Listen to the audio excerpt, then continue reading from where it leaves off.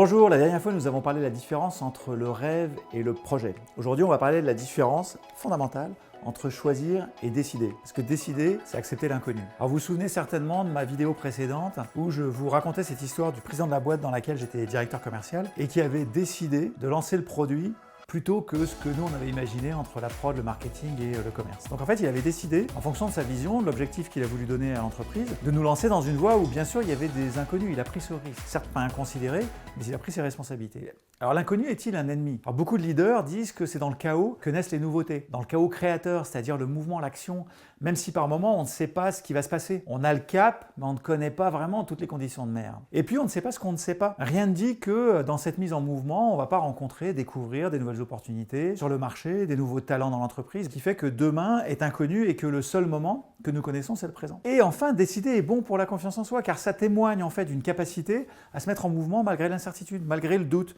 Donc ça me remplit. Dans l'entreprise, et bien au-delà, ça veut aussi dire qu'on donne le droit à l'échec, dans une certaine mesure, et qu'on développe une capacité à apprendre de nos expériences, à capitaliser de nos expériences et à capitaliser pour être meilleur. Donc cette confiance en soi se nourrit des expériences. Si on ne décide pas parce qu'on veut choisir en toute connaissance de cause et en toute connaissance de tout ce qui arrivera demain dans chacun des scénarios proposés, on risque de jamais avoir cette visibilité et donc de ne pas avancer. Donc le temps est compté et les enjeux peuvent être importants. Bien sûr, dans certaines circonstances, dans les affaires c'est le cas, mais dans certaines circonstances, les enjeux peuvent être colossaux, voire même vitaux. Pensez à un urgentiste, un soldat, un pilote de chasse, un membre du GIGN, il faut qu'il décide vite. C'est le philosophe Charles Pépin qui dit « décider, c'est sortir de sa zone de confort ». J'adore cette expression. Alors vive les projets, vive la décision, et si vous voulez en savoir plus, je vous propose de me contacter en message privé et je vous dis à très bientôt.